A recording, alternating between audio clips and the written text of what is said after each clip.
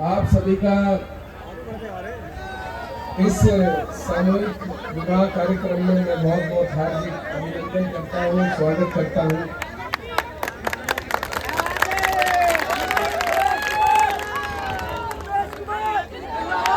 आप सभी आए और बहुत दूर दूर से लोग यहाँ आए हैं। आज इन बेटियों के सामूहिक विवाह कार्यक्रम में आपने शामिल होकर हमारी खुशियों को बढ़ाया। मैं पुनः उन सभी बेटियों के पिता के तौर पर मान लीजिए, भाई के तौर पर मान लीजिए, आप सभी का हार्दिक अभिनंदन करता हूँ।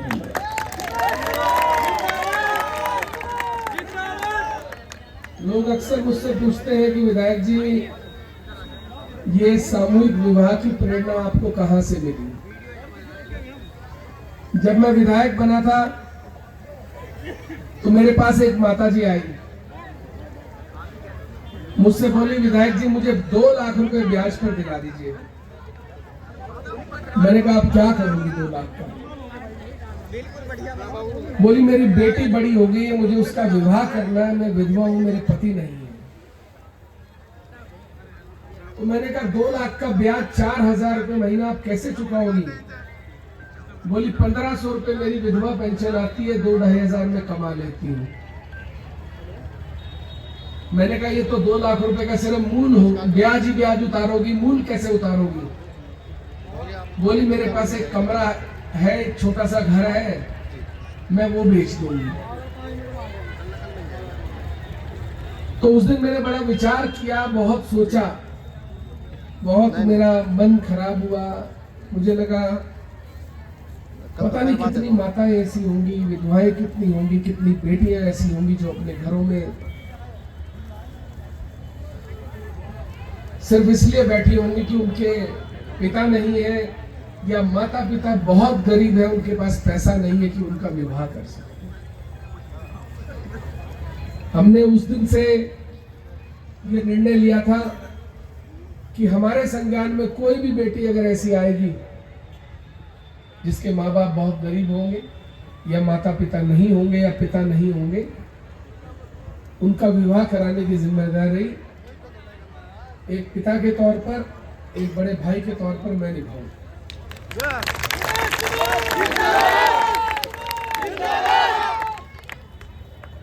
पहली बार जब हमने सामूहिक विवाह कार्यक्रम कराया तो हमारे पास 5 बेटियां थी, दूसरी बार 11 थी, तीसरी बार 67 थी, चौथी बार 124 थी, 5वीं बार 121 थी और आज 6ठी बार 151 है।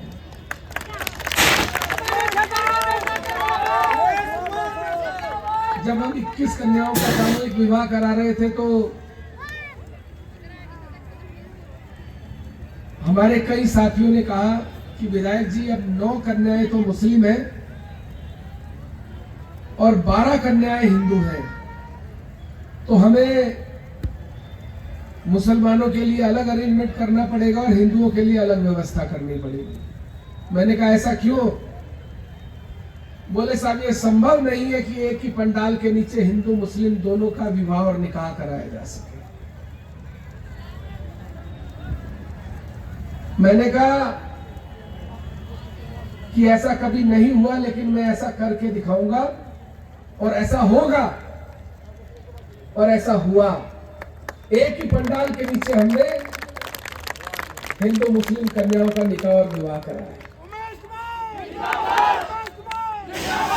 जब हमारे पास 67 कन्याओं का पंजीकरण हुआ तो 27 कन्याएं मुस्लिम थी और बाकी कन्याएं हिंदू थी।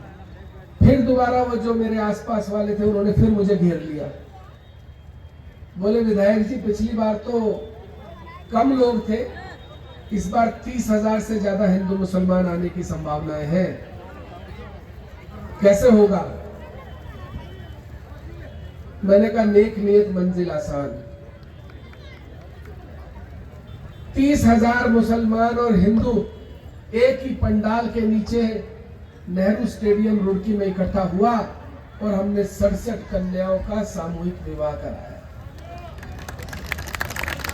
और यही नहीं, इस गंगा जमुना तहजीब की सबसे खूबसूरत बात क्या थी कि जब निकाह पढ़ा जा रहा था तो हमारे संत मुफ्ती रियासत साहब के साथ बैठे थे, और जब विवाह पढ़ा कराया जा रहा था तो हमारे संतों के साथ मुफ्ती रियासत साहब बैठे थे। अगर मुफ्ती रियासत साहब आसपास है और मेरी बात सुन रहे हो तो मैं उनका धन्यवाद देना चाहूंगा। जब से मैं इस खानपुर विधानसभा में आया, उन्होंने मुझे पहले दिन से एक छोटे भाई जैसा, एक बेटे जैसा प्यार दिया। मैं उनका हृदय से आभारी हूं कि उन्होंने कभी मेरे साथ जात पात की कोई ऐसी बात नहीं की, कभी मुझसे ये नहीं महसूस होने दिया कि मैं हिंदू और वो मुसलमान है। मैं जब उनके घर गया, मैं जब उनके मदरसे गया, उन्होंने मेरा इस्तकबाल उसी तरह किया जैसे कोई अपने परिवार के सदस्य का इस्तकबाल करता है। तो मैं पूरे मुफ्ती साहब का आभार प्रकट करूंगा।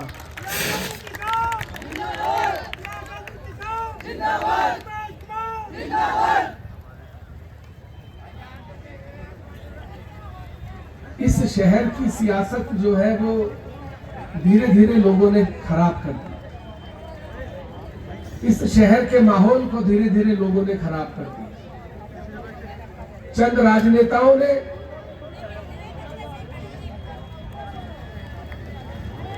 राजनेताओं ने अपने धर्म की राजनीति को चलाने के लिए धर्म की दुकानें खोल ली।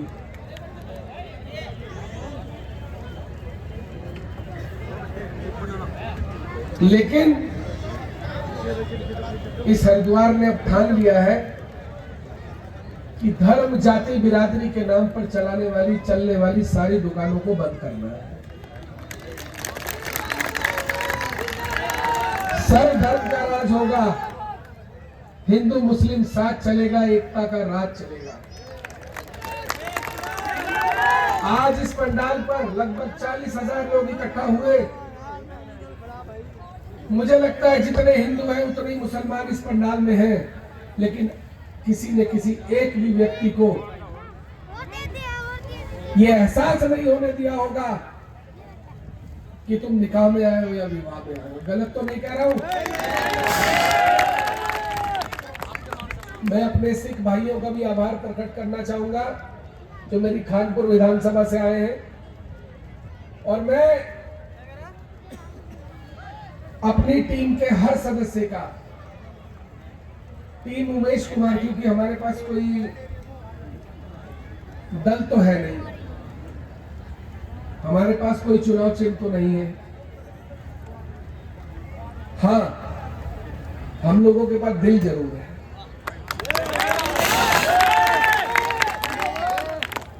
और मैं अपने खानपुर विधानसभा के उन सभी साथियों का आभार प्रकट करना चाहता हूं जो लोग एक निर्दलीय से जुड़े थे, जो लोग एक ऐसे व्यक्ति से जुड़े थे जिस व्यक्ति के पास ना संगठन था और ना चुनाव चिन्ह का पता था, जो ना हरिद्वार का रहने वाला था, ना उसका कोई रिश्तेदार यहां था, ना कोई दोस्त यहां। मैं अकेला ही चला था जाने में मंजिल, लोग जुड़ते गए और कारवां बनते।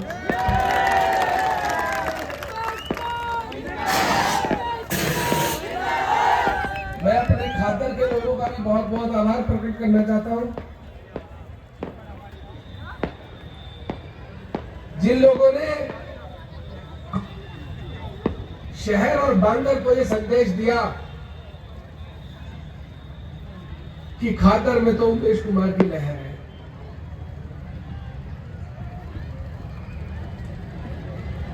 जब शहर और बांगर के लोग खातर जाया करते थे ये जानने के लिए कि उमेश कुमार की चुनाव में क्या स्थिति है,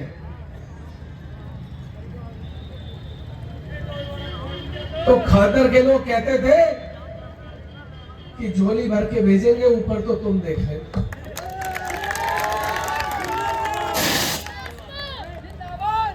और यही हुआ। जो बढ़त मैं जोगा वाला, दल्ला वाला नाईवाला, चंदपुरी, खुर्द, बांगर से लेकर चला 5000 की, वो मेरी लीड आखिरी दम तक नहीं टूटी।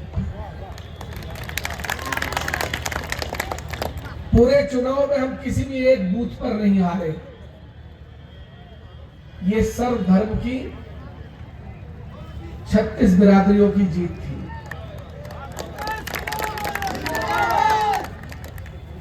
जब मैं लंढोरा पहुंचा तो 9745 वोट में से 4542 वोट उमेश कुमार को मिले। आधा लंढोरा मेरे साथ था। तो मैं अपने खानपुर के लोगों का ऋणी हूं, आभारी हूं। और मैं ही नहीं आभारी हूं, मेरी आने वाली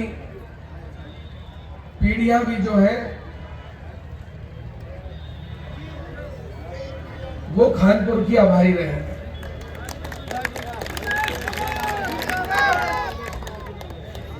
क्योंकि जब आपके साथ एक बार विधायक शब्द जुड़ जाता है तो सारी जिंदगी, कम से कम 2 पीढ़ियों तक लोग बच्चों को कहते हैं भाई इनके पिताजी वहां से विधायक होते थे। तो ये जो पीढ़ी दर पीढ़ी मिलने वाला सम्मान आपने मुझे दिया है, मैं पुनः इसके लिए खानपुर की जनता का आभारी हूं। पौने 2 साल में हमने खानपुर को बहुत नजदीक से देखा और ये देखा कि खानपुर की सबसे बड़ी समस्या क्या है। सबसे बड़ी समस्या थी बेरोजगारी। हम सिडकुल के लिए लड़े। पौने 2 साल में अब सिडकुल स्थापित होने जा रहा है। 100 से ज्यादा उद्योग खानपुर विधानसभा में आएंगे। 20,000 लोगों को रोजगार मिलेगा।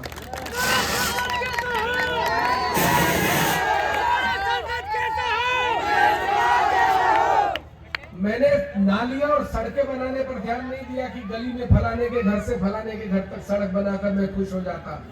ये काम तो हर विधायक करता है, इसमें कौन सी बड़ी बात है। खादर के लोग जब घटना घट जाती थी, कोई आपातकालीन घटना हो जाती थी, तो उनको एक्सीडेंट हो जाने पर, बीमार हो जाने पर, कोई भी बड़ी बीमारी हो जाने पर ऋषिकेश, रुड़की, हरिद्वार, देहरादून भागते थे।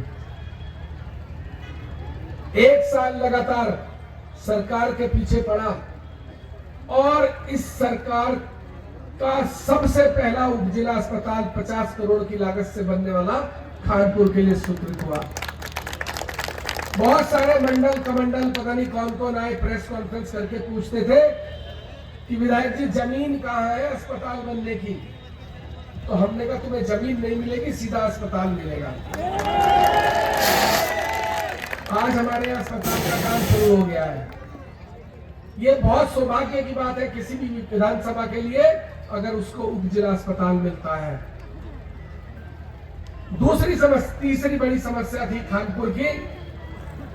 रुड़की जाने के लिए या मंगलोर जाने के लिए या शहर आने के लिए मात्र एक रास्ता था, जो हमारा लक्सर का पुल और बहादुरपुर का फाटक। वहां घंटों जाम लगता था। एक रात में जाम में फंस गया। भाई ये सब मत करो यार बीच में।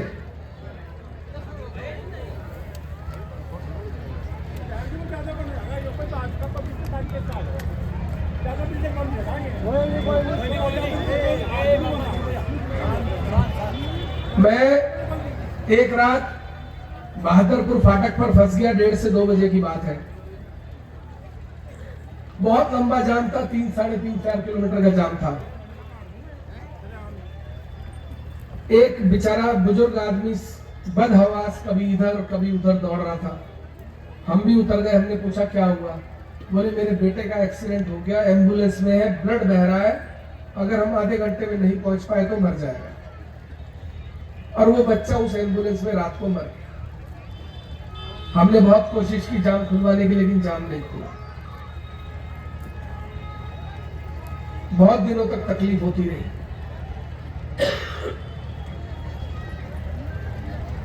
हमने एक वैकल्पिक मार्ग खोजा। वैकल्पिक मार्ग निकाला लक्सर, घुरनी, कुआखेड़ा से सोलानी नदी तक। सरकार के पीछे 1 साल मेहनत की, अधिकारियों से लड़े, मुख्यमंत्री से लड़े, 10 करोड़ का पहला बाईपास खानपुर विधानसभा के लिए स्वीकृत करा कर लाए, जो आधा बन चुका है और अगले 4 महीने के अंदर बाईपास तैयार होगा। मात्र 12 मिनट में आप घंटों की दूरी तय कर लेंगे, 25 मिनट में आप रुड़की पहुंच जाएंगे। सबसे बड़ी समस्या थी हमारे खानपुर के तटबंध। हम 3 तरफ नदियों से घिरे हैं, एक तरफ बाणगंगा है, एक तरफ गंगा जी है और एक तरफ सोलानी नदी है। पहली बार ऐसा हुआ कि गंगा फ्लड कंट्रोल कमीशन यानी कि बाढ़ नियंत्रण, गंगा बाढ़ नियंत्रण कंट्रोल के जो कमीशन है, जो आयोग है हमारा, उसके अध्यक्ष स्वयं आए और 178 करोड़ रुपए की परियोजना हमारे लिए स्वीकृत हुई। आज हरिद्वार का किसान सबसे ज्यादा त्रस्त है, पहले बाढ़ से, उसके बाद अतिवृष्टि से।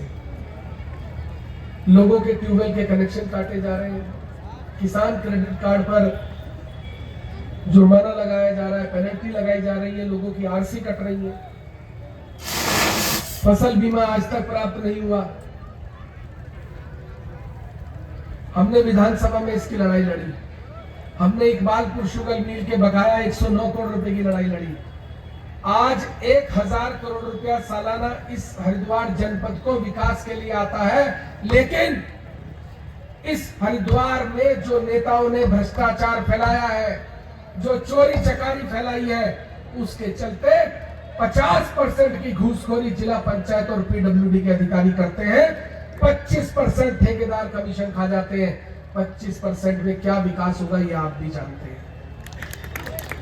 आज ब्लॉक स्तर पर, तहसील स्तर पर आदमी को जानवर से भी बदतर तरीके से अधिकारी उसका अपमान करते हैं, लेकिन नेता बोलने को तैयार नहीं है। बोलने को क्यों तैयार नहीं है? क्योंकि हर विधायक कमीशन खाता है, हर जिला पंचायत का अधिकारी कमीशन खाता है, हर जिला पंचायत वाला कमीशन खाता है। ये मैं इस खुले मंच से आपको कह रहा हूं और आप भी जानते हैं।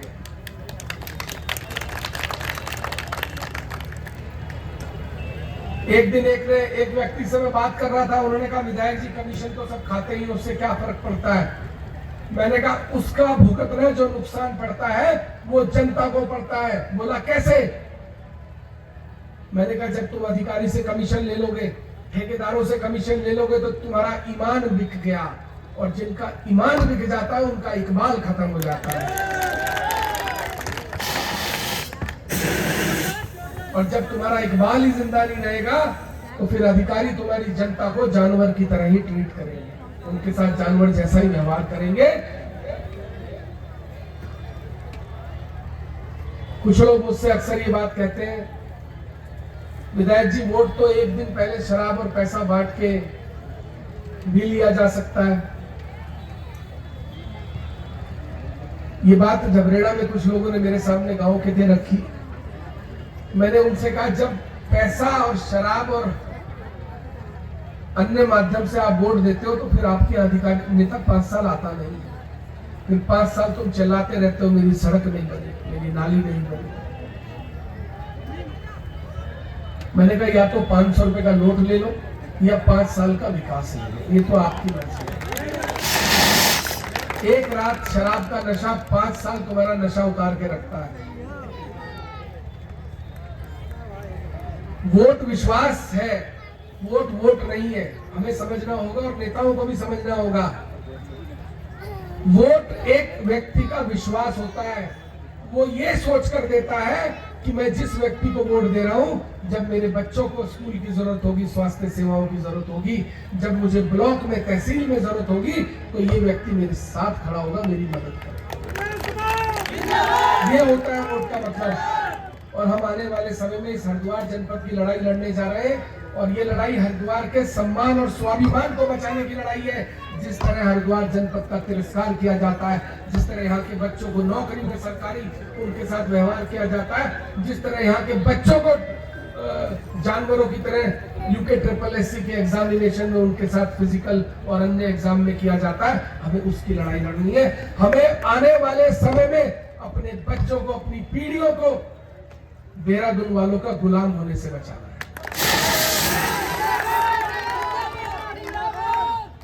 आपको सबको अपने घरों से निकलना होगा, पर आने वाले 2024 के चुनाव में, इस लोकसभा चुनाव में इन्हें जवाब देना होगा कि जनता जाग चुकी है, जनता जाग चुकी है और इन्हें हम करारा जवाब देंगे। और दूसरी बात, वोट कोई किसी से जबरदस्ती नहीं ले सकता, मैं भी नहीं ले सकता। वोट तो जब आपको विश्वास होगा आप मुझे खुद दे देंगे। और मुझे पूरी उम्मीद है, और मैं आज इस मंच से भी कह रहा हूं, मैंने आज तक कभी वोट मांगा नहीं है। जब मैं निर्दलीय चुनाव लड़ा तब भी मैंने किसी से वोट नहीं मांगा। मैंने कहा अगर विश्वास हो कि 5 साल में तुम्हारे साथ खड़ा रहूंगा तो वोट दे देना, नहीं होगा तो मत देना।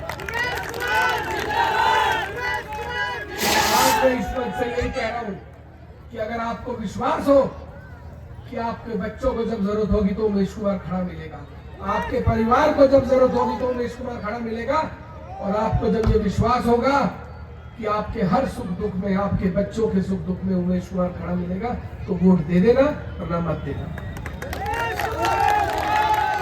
बहुत बहुत धन्यवाद आप सभी का।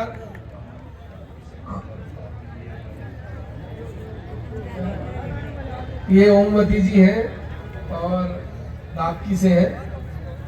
ये हरिद्वार से पैदल गंगा जल लेके जा रही है मेरे लिए।